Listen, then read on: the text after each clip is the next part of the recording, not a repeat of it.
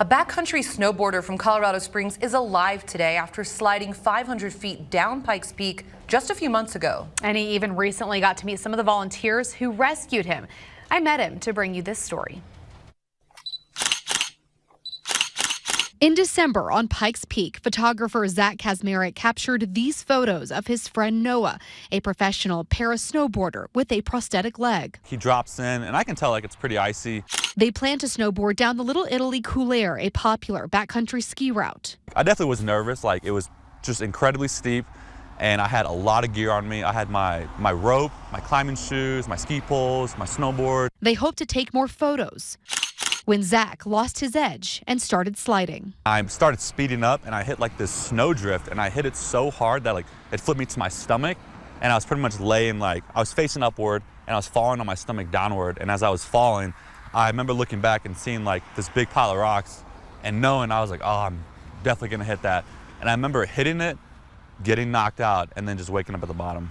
I think I fell over 500 feet. Noah called search and rescue. It was gnarly, dude. While some ice climbers who witnessed the fall covered Zach with jackets and anchored him in. The first thing I said to them was, I'm so stoked to be alive. Teller County search and rescue volunteer Josh Friesema remembers getting the call. It was a Sunday morning. I was actually just coming out of church. And with the help of El Paso County search and rescue, about 30 volunteers responded. You just grab your gear and you take off as quick as you can. They drove up Pikes Peak Highway and loaded down with gear to hike nearly a mile to get to Zach. Ice climbing gear, ice axes. It took hours. They kept me so calm.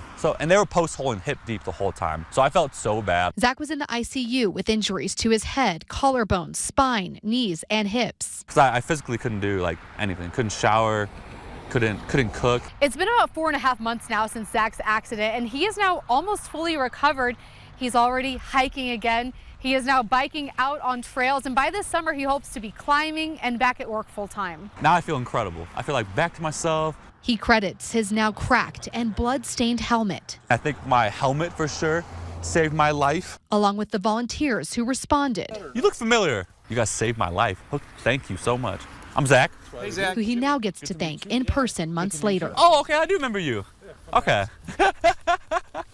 I feel like you were next to me the whole time. Josh Friesema works full-time in IT, Jimmy Doe a veteran, and Clay Shropshire a software engineer.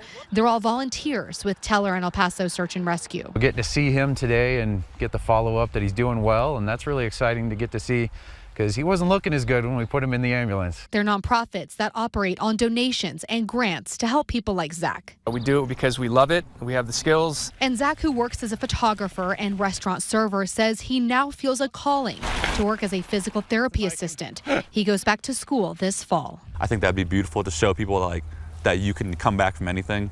He's proof of that.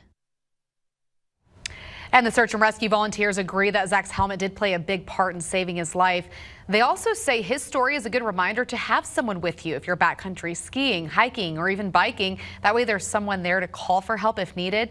If they say that if Zach would have been alone, they worry his story could have ended much differently.